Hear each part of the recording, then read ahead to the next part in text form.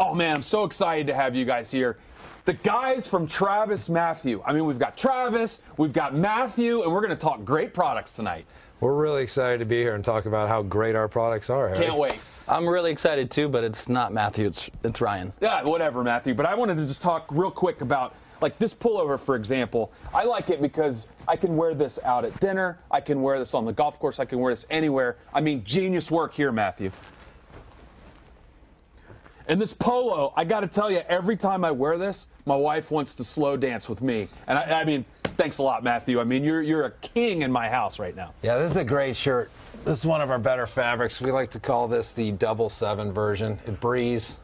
It's got the nice casual feel to it, and it really looks great on Ryan. Yeah. Was that, you mean Matthew? Because TravisMathew is not Travis Ryan. I mean, yeah. It's Ryan. Yeah. Don't you have a show to do? Oh, live show? No script? What could possibly go wrong?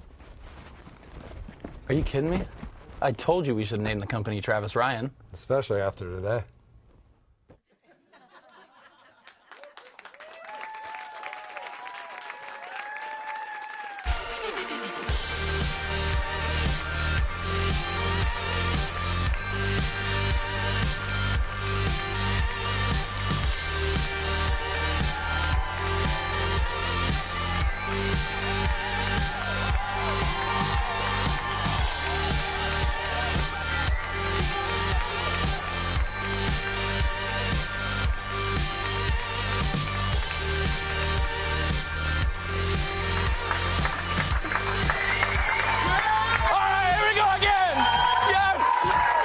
A dull moment at Callaway Live. How's everybody doing? Yes, thank you very much. What a seamless production we run here. I'm Harry Arnett, this is Callaway Live, and tonight, on a very special Callaway Live, this is our season finale. I'm out of breath, that was a lot of running. Of season 3. And what better way to signal the end of another successful season of Callaway Live but to bring, we're going to call this our Innovator Series of Callaway Live, and it's not much of a series because it's only one show.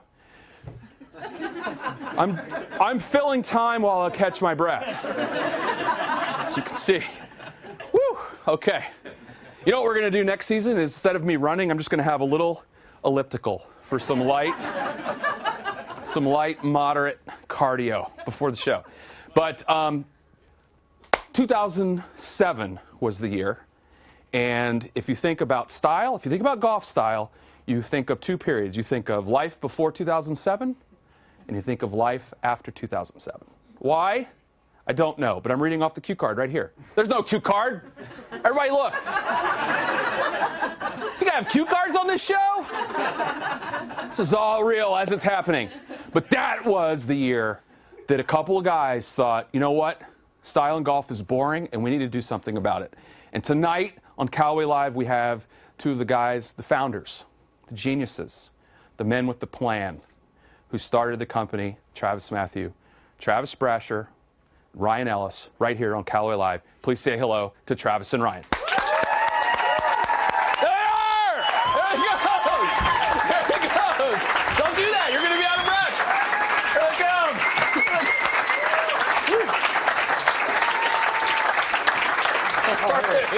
Hey, man. Good to see you. Have a seat. Have a seat. Have a seat. I don't think I would have made it going twice. No, that's too much.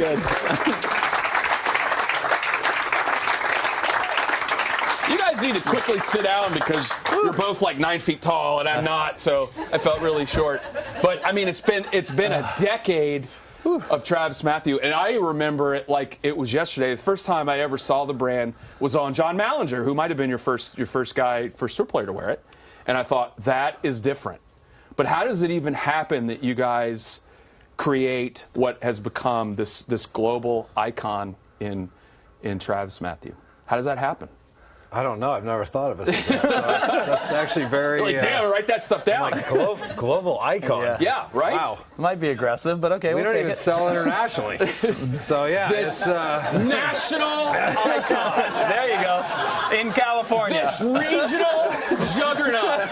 Nobody Nobody dominates the zip code of 92008 just like TravisMathew does. That's why we were so excited about Callaway. 100%. We're like, we actually can do $2 international sales somewhere. No, you guys have like almost 100% market share in my closet right now. Awesome. So congratulations. Competition But, stuff. I mean, if you think about where you guys started, I know it was sort of, I know your story because I stalked you a little bit, but it just started with sort of a dream, didn't it? It did. Well, dreaming of boarding, actually. I was working at a country club in Huntington Beach and was a club pro, and basically was looking to figure out how to not stand behind a counter and sell golf balls anymore, or golf clubs. No offense, Callaway. Sorry. Yeah. But It was a long time that nobody sold our golf balls either, so good for you. you can see why this type of charm and charisma I did really well behind the counter with the members. So Exactly. as eager as I was to get out of there, they were more eager to get rid of me. So it was a win-win. And one of the guys I gave golf lessons to gave us some money and kind of kicked off the dream, so to speak. Yeah, you know you have an awesome personality when someone writes you a check to leave their country club. Yes. Yeah, they signed a petition when I got the job to not have me get it. So Yeah. at least it was consistent from beginning to end. But what were you seeing, Ryan, when you looked at like what was going on with starting in golf, apparel and style, that you felt like there was this opportunity? Yeah, it's pretty easy. There was an opportunity for a cool brand, but everything, I always say it, it's a funny way to say it, but it's like a color bomb went off in golf, and it was bright yellows, greens, all these fluorescents. Yeah. And we launched the first line. It was Travis's idea, world of black and white, literally no color. So is that, what do guys wear? We look around at black, white, gray, blue. So it's getting back to that kind of classic look and the traditional look. Photography was easy. You didn't have to do color photography. Yeah, it was Everything's perfect. Black and white. It's perfect. But I remember, I mean, you think like, oh, black and white, that seems sort of like too subtle. But in that world where everything was sort of athletic and bright, and I like to wear the Sansa belt even now. So, but when you guys out a belt, right? brought yeah, exactly. But when you guys brought that, it was like the whole world was like, holy cow, there's something brand new and fresh about this brand.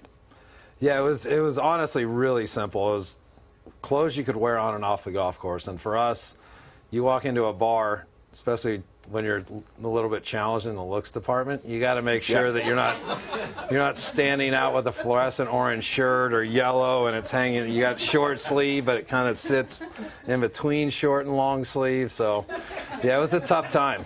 I'm a little offended by the use of the pronoun "you" there. I think you meant when one hypothetically doesn't have much in the looks department.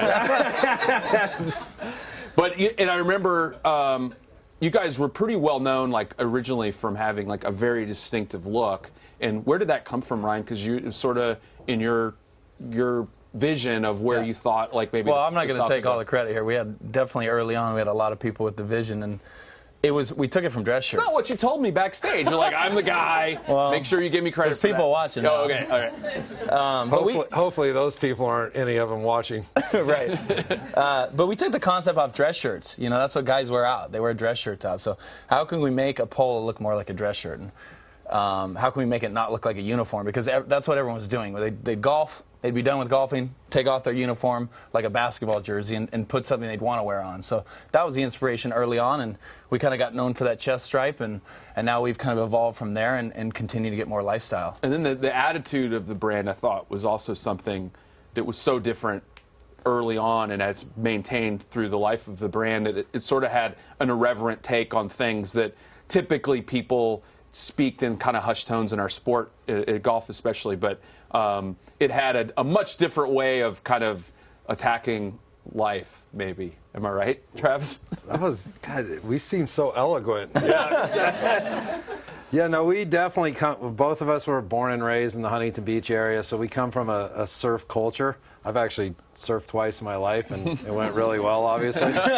So I turned to golf. Yeah. But I did always respect what the Quicksilvers, the Billabongs, the Hurleys of the world were doing, and we took a lot of our marketing ideas from the surf companies and using that inspiration. And then there was about 5 of us when we started. We were all inspired by music, and So all those things, just the Southern California lifestyle came into play. Were there ever which any for golf is very different. Yeah. were there ever anything that you guys did that we maybe didn't see that you felt like you pushed it a little too far?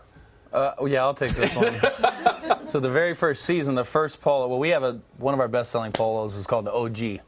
And it was just a pocket polo. Very simple, clean, hard collar stays in it, 4-button placket, and a pocket. Well, the way it started, it was designed up as your collar would pop up in the back, and it'd finish up, and there was a big TravisMathew in the back of it. And the first person I showed the line to, they didn't see the back of it. And I showed it to him, and I said, you know, this is our pocket polo. And she went, what do you need a pocket on a polo for? She goes, you put your cigarettes in there? And I realized, oh my God, this is way too progressive. So I never turned the shirt around. Went right back and said, guys, let's remake this thing. Let's just make a regular collar on it. And it turned out, I think 3-4 seasons later, we had it in 6 colors. It was one of our best-selling polos. And now the weed pocket is one of the best sellers that you've got, which is sometimes the best innovations you don't even know are coming. Let's just say popping the collar with your logo on the back probably wasn't our best idea. I still wear it that way, though. But and then when did you guys realize? Because I know when you're starting an apparel company, especially in something that's fashion oriented, there's so many companies that don't make it. When did you realize that this is actually going to work? People are going to buy these crazy ideas that we come up with, and these. Well, until you just told us it was a global brand, I didn't know. I believe I said global icon. Yeah, icon. Yeah. I didn't know it worked. Yeah. So right now, yeah, it's a great feeling. Gotta tell you. No, I think we realized probably year 3 or 4 when we started breaking down some barriers. I mean, there were a couple key design features, hard collars. Everything at that point was soft collar. We had a little bit different fit. We kind of straddled in between the European fit and what we would call the U.S. fit, which were the major brands of Nike and Adidas, and finding that middle zone where, hey, it's not so tight that my medium doesn't look great when I walk out of the house. So I would say year 3 or 4 was kind of when it hit. I think year 2 or 3 we found kind of our signature fabric, which is like, what are we going to be? We came out and the line was mostly poly, and everyone was doing that. And how do we make it look cooler? And we found this cotton poly blend. It was a plated jersey, so it looked casual on the outside, but it had performance to it. And then we kind of found out where we lived. You've got casual brands, which is, you know, the Nordstrom brands and all the fashion brands, and you've got performance brands in golf. And we're one of the few brands, we live in that middle ground. You hear athleisure a lot, but I mean, we were doing that 10 years ago where we have this lifestyle product that's very athletic at the same time. It just doesn't look athletic. Well, we got Travis, we got Ryan here. Don't go anywhere. We're going to be right back with both of them. I have a really important question to ask. It's going to be about me, so don't go anywhere. We'll be right back. The guys from Callaway.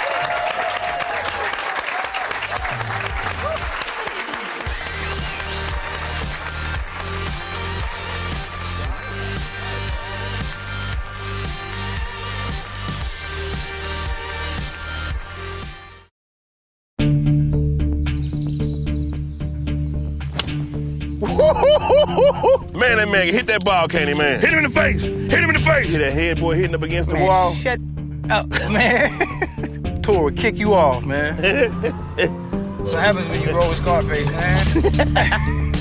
May the best man win.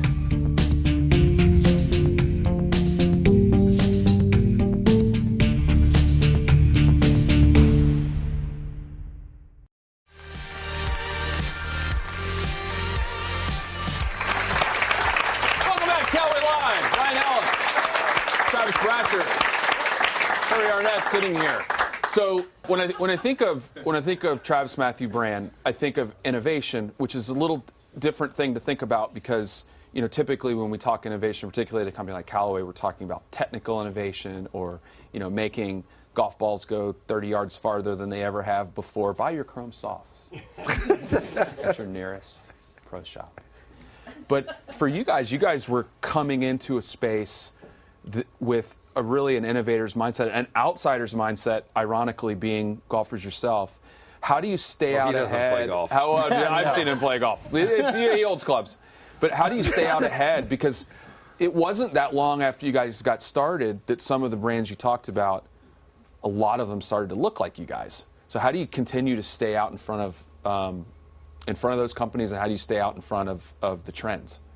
You know, we don't chase trends. I mean, I think that's the biggest way to do it. It's hard. Like, if pink's in right now, I mean, you're going to be so far behind the curve if you're trying to chase trends. We're not that fast fashion company, and we've found that magic balance to have. We have kind of a conservative customer for the most part. We know how to push them and how not to go too far, and I think that's important. As you know, in golf, is you want to push that guy, but you don't want to go too far. So I think we've done a good job of that. And now you're breaking like outside. You're off the golf course now, because I see, I'm hanging out at the neighborhood barbecues and going to the birthday parties, which is weird because my kids don't even go to them. I just show up at these kids' birthday parties.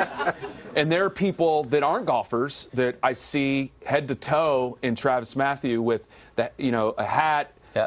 a pullover, shirt, pants. I'm going to keep going. Underwear, socks, shoes, keep going. But you're not really a golf brand anymore. Well, can I do a plug? Yeah. Nordstrom, we love you. No, Nordstrom's been our #1 customer. They've been an amazing partner for us for the last 5 years. And they're pushing the envelope of the lifestyle of our brand. They want more from us. They look at us, they see Tommy Bahama, they see Peter Millar, they see that guy getting older and still doing a great job. But we're kind of the younger version of that. And we did 30 short sleeve wovens with them. We did 15 board shorts with them. We've got this long sleeve knit category. So that and our retail stores have really helped push us forward. And what are you excited about when you think of the future of the company and where it's headed? That you'll wear a TravisMathew shirt when we do this interview. Oh, yeah! That's all I was doing. I was just trying to sucker Travis into sending me a little care package. But on the horizon, aside from, really a style icon like myself being in the brand, where do you see the brand going in terms of what the next couple of years are going to look like? We're really excited about the retail stores. It just gives us an opportunity to tell our own story. And Nordstrom's obviously has been a great partner, and PGA Tour Superstore, and Roger Dunn was our first customer. Anytime all those groups that we mentioned have given us an opportunity to sell something besides just shorts and polos. And as you guys know in this business, that's what golf typically is shorts, polos, and hats. And we're trying to get outside of that category, and we have been from day one. We want to sell that really nice sweater and that tie. Well, maybe not that tie, actually. The jeans, the shoes, the shirt underneath it, maybe even the glasses. I'm going to light your ass up on TravisMathew Live when I'm a guest on your show. I've got the Travis jeans on, which I love. And they look great. Yeah, thank you very much. I think they do, too. Would you guys like to see? Yeah, it really looks good. I know. Right? I know. One more time. Yeah, okay. I'll do the little model walk. There he is. Oh, yeah, the step. But I love, obviously I have a gazillion golf shirts, but the other stuff that you guys do, from the button-downs, the wovens, the pullovers, and jeans, I can't get enough of it, which is great. We liked it so much, we felt like we got to buy the company because it's going to save us a little money at retail. But and I think you mentioned the retail. The thing I think is so cool, and we try to, when you think about a brand making a transition into not just being a brand that's about the goods it sells, but really being an experiential brand. When you go into, this will definitely feel like a commercial, and it's totally meant to be.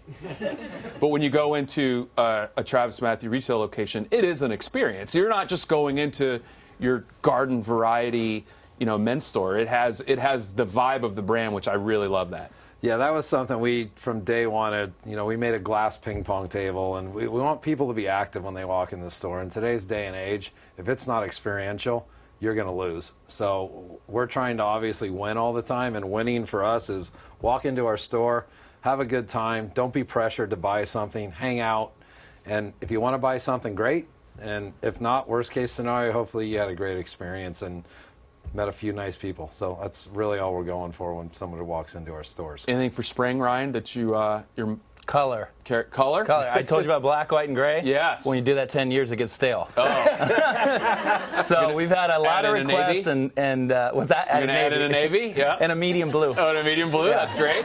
No, we actually are now black, white, gray, and now we're a sea of blue if you walk into the retail store. So we're branching out now. Yeah. No, I think there's two things. There's color. And then I think we're adding a little more fun to the brand, because the brand was pretty literal. You looked at it and you went, Okay, it looks really nice, sharp, all that, but we're adding a lot of fun to it. We've got shirts with drinks on it and different things like that. I talked Travis into taking the design team to Mexico for a design inspiration trip. But we have those too. It looks great on the expense report. We did get one design out of it. It was a Mexican blanket we turned into a chest stripe that turned out pretty cool, but we had a good time. That was the product we should have cut.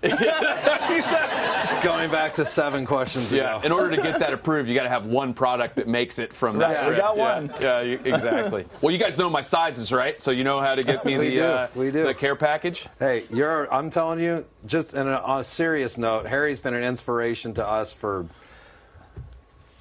4 months? Days. I was going to say we've known him 4 months, but 2 have been good. Days, exactly. So I have a very short shelf life, believe me. But we really appreciate you guys being here. We love that you're part of our family now, and can't wait to see what happens in the future. And let's have you back on the show. We could talk about some color on apparel, and I'll do another little fashion show. It seemed like that went over really well with the audience. Thanks a lot. Thanks, That's Travis. That's Ryan. Thanks, everybody. Appreciate it. Next week, season in review of Callaway Live. You're not going to want to miss that one. Thanks for a great season. We'll see you next time.